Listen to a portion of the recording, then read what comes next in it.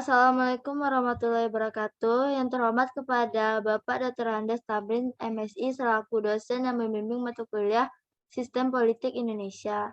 Kami dari kelompok 5 akan mempresentasikan hasil diskusi kelompok kami yang berjudul Teori Kebudayaan Politik. Sebelumnya, saya akan memperkenalkan anggota kelompok saya. Yang pertama, Haikal Renaldi, yang kedua Nabila Khaira Indra Aldi, yang ketiga Vanessa Syarielsi. Yang pertama akan dibacakan oleh Haikal Renaldi. Kepada Haikal, dipersilakan. Baik, terima kasih kepada Vanessa. Pengertian kebudayaan politik. Budaya politik merupakan pola perilaku suatu masyarakat dalam kehidupan bernegara.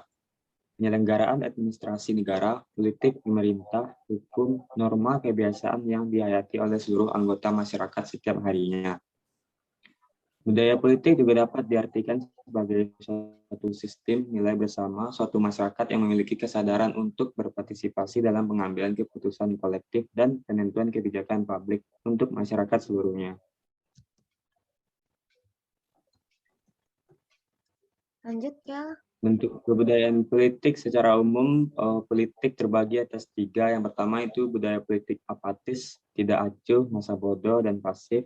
Yang kedua, budaya politik mobilisasi, didorong atau sengaja dimobilisasi. Yang ketiga, budaya politik partisipatif atau aktif. Bentuk kebudayaan politik. Yang pertama, budaya politik parokial. Contohnya, kalangan petani di pedesaan yang tidak mengetahui dan menarik diri dari kehidupan politik. Yang kedua, budaya politik kaula. Contoh, keputusan pemerintah tidak dapat diganggu-gugat oleh rakyat. Yang ketiga, budaya politik partisipan. Contoh, rakyat dengan aktif mengemukakan pendapat dan menjadi pengawas pemerintahan. Selanjutnya yang akan dibacakan oleh Nabila. Kepada Nabila, dipersilakan. Saya akan melanjutkan materi dari Rakel, yaitu pengertian kelompok kepentingan. Kelompok kepentingan adalah sejumlah orang yang memiliki kesamaan tujuan dalam mengorganisasikan diri untuk melindungi dan mencapai tujuan. Bertujuan untuk mempengaruhi keputusan politik, mencoba untuk meyakinkan para pejabat publik untuk bertindak sesuai dengan suara atau kepentingan anggota kelompoknya.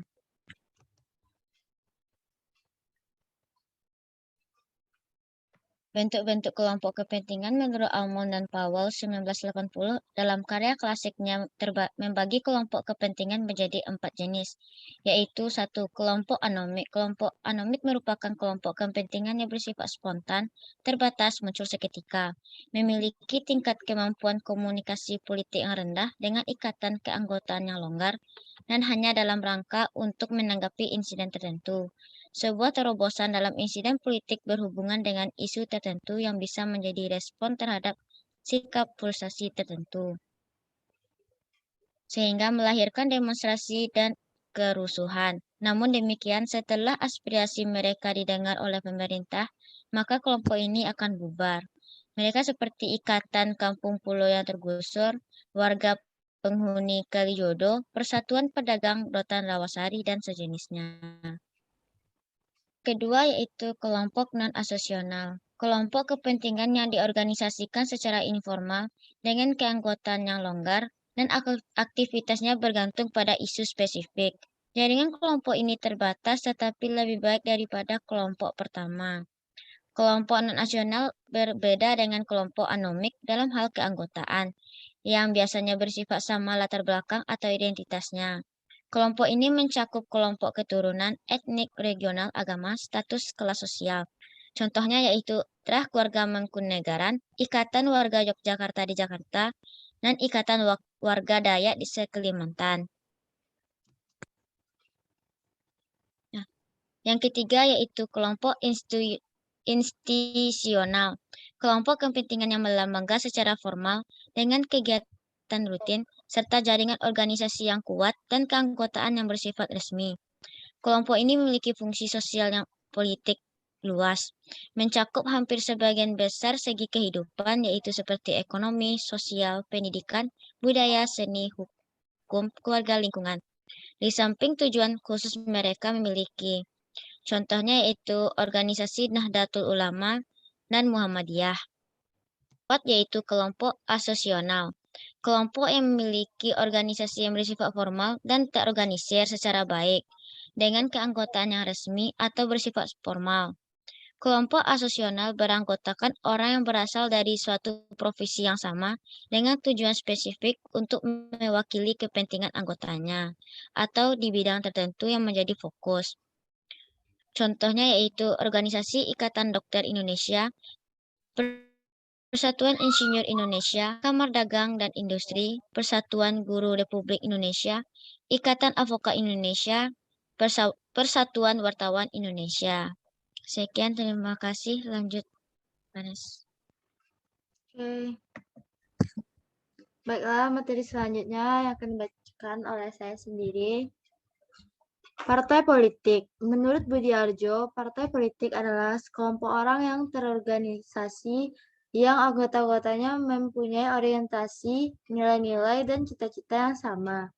Tujuan kelompok ini ialah untuk memperoleh kekuasaan politik dan merebut kedudukan politik, biasanya dengan cara konstitusional untuk melaksanakan programnya. Sedangkan menurut Giovanni Sartori, partai politik adalah suatu kelompok politik yang mengikuti pemilihan umum dan melalui pemilihan umum itu mampu menempatkan calon-calonnya untuk menduduki jabatan-jabatan politik.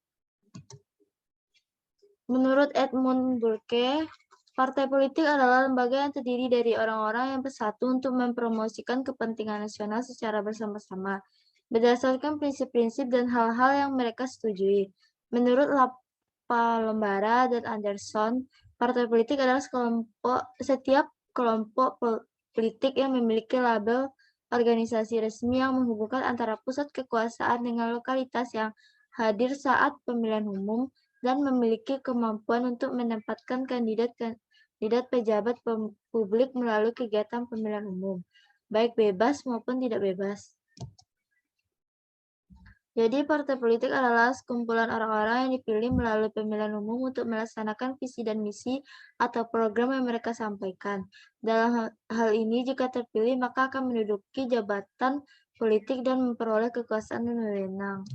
Bentuk-bentuk partai yang pertama, Partai Kebangkitan Bangsa, yang kedua, Partai Gerakan Indonesia Raya, yang ketiga, Partai Demokrasi Indonesia Perjuangan, yang keempat, Partai Golongan Karya, yang kelima, Partai Nasdem, yang keenam, Partai Gerakan Perubahan Indonesia, yang ketujuh, Partai Berkarya, yang kedelapan, Partai Keadilan Sejahtera, yang kesembilan, Partai Persatuan Pembangunan, yang kesepuluh, Partai Solidaritas Indonesia, yang ke-11, Partai Amanat Nasional, ke-12, Partai Hati Nurani Rakyat, yang ke-13, Partai Demokrat, yang ke-14, Partai Aceh, yang ke-15, Partai Sira, yang ke-16, Partai Daerah Aceh, yang ke-17, Partai Solidaritas Indonesia, yang ke-18, Partai Nanggore Aceh, yang ke-9, Partai Bulan Bintang, dan yang terakhir yang ke-20, Partai Keadilan dan Persatuan Indonesia.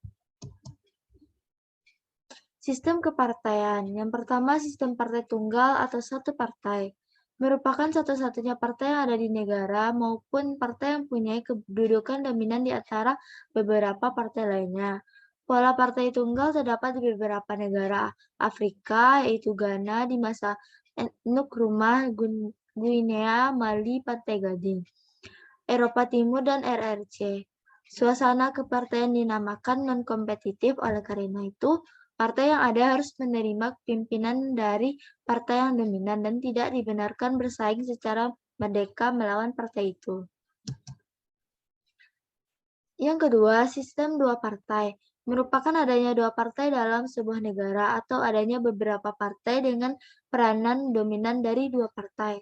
Partai-partai ini terbagi ke dalam partai yang berkuasa karena menang dalam pemilu dan partai oposisi karena kalah dalam pemilu. Sistem dua partai dapat berjalan dengan baik apabila terpenuhi tiga syarat. Yang pertama, komposisi masyarakat adalah homogen, konsensus dalam masyarakat mengenai azas dan tujuan sosial yang pokok adalah kuat, dan adanya kontinuitas sejarah. Negara-negara yang menganut sistem dua partai ini adalah Inggris dengan partai buruh dan partai konservatifnya, Amerika dengan partai Republik dan partai Demokrat, Jepang dan Kanada. Yang ketiga, sistem multipartai merupakan adanya partai politik yang lebih dari dua partai dalam sebuah negara. Sistem ini banyak dianut oleh negara-negara seperti Indonesia, Malaysia, Belanda, Prancis, Swedia, dan sebagainya. Sistem ini lebih menitikberatkan peranan partai pada lembaga legislatif, sehingga peranan badan eksekutif sering lemah dan ragu-ragu. Hal ini disebabkan oleh karena tidak ada satu partai yang cukup kuat untuk membentuk suatu pemerintahan sendiri, sehingga terpaksa membentuk koalisi dengan partai-partai lain. Demikianlah hasil presentasi kelompok kami. Apabila ada kesalahan, mohon dimaafkan. Assalamualaikum warahmatullahi wabarakatuh.